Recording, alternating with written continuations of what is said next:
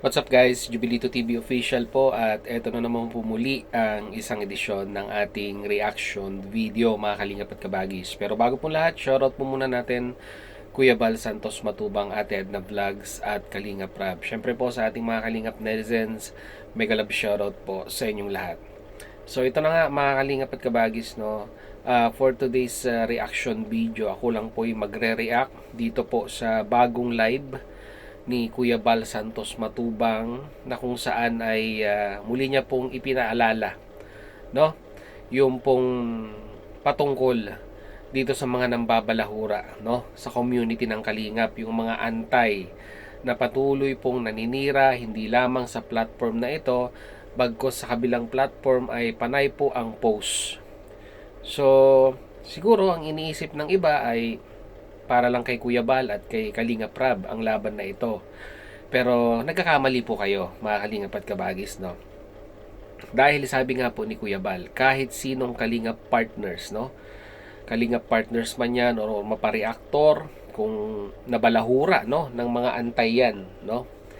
Kahit hindi pa sila ang mismong magsampa ng reklamo, si Kuya Bal mismo ang gagawa ng paraan para magmaterialize yung kasong yan.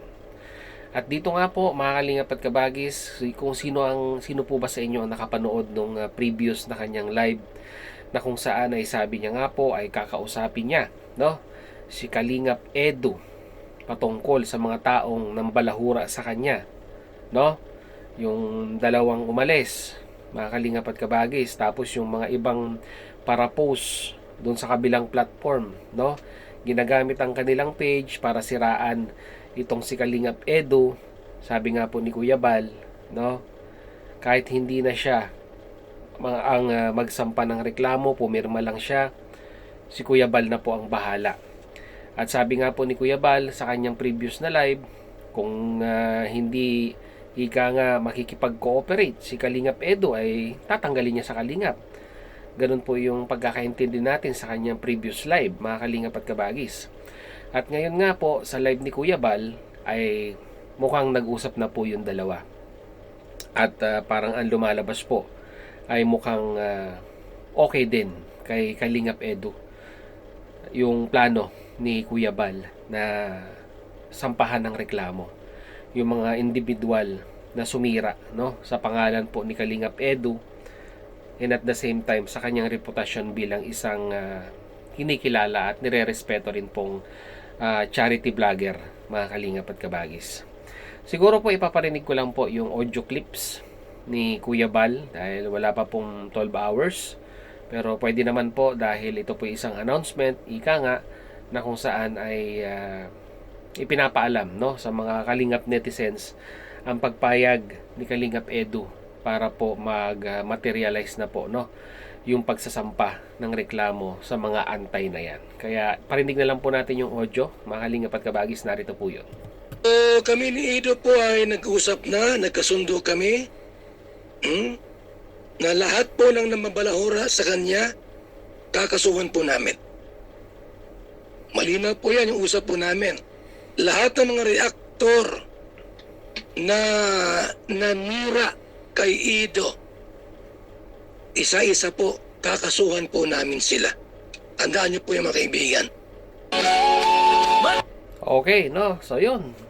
Lahat, 'di ba? Lahat ng nanira kay Kalingap Edu na mga reactors at mga Kalingap partners na rin dahil kilala naman po natin kung sino yung mga consistent, no, na mga dating Kalingap partners ang bumanat kay Kalingap Edu na mas pinili niya pong manahimik. Pero sa tingin ko po, no, sa mata ni Kuya Bal, hindi na po acceptable yung mga ginagawa nila dahil ika nga okay lang isang beses, no, na magsalita ka sa issue na yan, pero patuloy, paulit-ulit at hindi na healthy minsan yung mga nabibitawang salita, mga kalingap at kabagis, no, dito po kay Kalingap Edu. Siguro kung kay Kalingap Edu ay gusto niyang palampasin lamang, kay Kuya Bal ay ibang usapan na po, no. Ibang-iba na po ang Kuya Bal na napapanood natin in regards po sa pagiging tahimik sa mga issue na yan. Kung dati po ay pinapalampas niya, ngayon mga kalingap at kabagis, no, ay kabaliktaran na po ang nangyayari. Siraan mo ang foundation sasampahan ka ng reklamo. Kailangan lang naman kung meron kang ikangang aligasyon na ibinabato sa isang institusyon na ikangay ang pagtulong lang ay gusto, samahan mo ng resibo, hindi yung puro nga or yung puro daldal lamang dito sa social media. Dahil kung wala kang may lalabas na resibo, kwentong barbero lang po yan. Mga kalingap at kabagis, di ba? At yung kwento mong yan ay patunayan mo pag ika nga si Kuya Bal ay nagsampa na ng kaukulang reklamo sa tamang otoridad, mga kalingap at kabagis. Patunay lamang po, no, na hindi naman po pinapabayaan or isinasantabi ng isang Bal Santos Matubang ang mga hinaing ng mga ibang viewers patungkol po sa mga issue na ito. Akala po ng iba, mga kalingap at kabagis, ay okay lang, no? Okay lang kay Kuya Bal na balahurain siya, di ba? Na ikangay yurakan ang pangalan, ang foundation na matagal niya na pong binuo. Ay nagkakamali na po kayo. Ibang Kuya Bal Santos Matubang na po, no? Ang humaharap. Sabi nga po ni Kuya Bal, 'di ba? Hindi siya humaharap ngayon sa laban na ito bilang isang vlogger, no? Bagkus ay pinapangalagaan niya ang integridad ng foundation na pinaghirapan niya pong buuin, 'di ba? Nag-compile sa mga requirements ng gobyerno para mag-materialize ang programang ito. 'Di ba? Ang Bal Santos Matubang Lingap Foundation, 'di ba? SEC registered, merong BIR at and at the same time po ay kumbaga humaharap din po si Kuya Bal hindi lamang po bilang isang vlogger bagkus sa isang media man, no? Mga kalingap at kabagis, na meron din pong inaalaga ang reputasyon dito po sa KBP or yung mga kapisanan ng broadcaster sa Pilipinas. No, nakita nyo po, ipinakita niya yung ID niya na isa siyang lehitimong miyembro ng KBP na kung saan ay hindi naman po acceptable, no, na gagawan mo ng istorya ang isang broadcaster. Dahil pag sinabi mo pong broadcaster, mga kalingap at kabagis, ay, di ba, tao or ang tao ang nakikinig sa kanya para maglabas ng balita.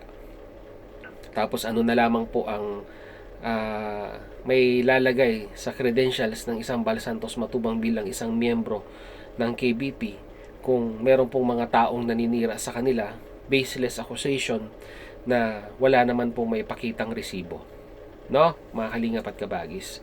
Kaya matagal na po na nagbigay ng mahabang PC ang isang Bal Santos Matubang sa mga antena yan, pero paulit-ulit lamang po at ika nga'y mas lalong lumalala. Kaya sabi nga po nila, kapag puno na ang salop ay kailangan na pong kalusin.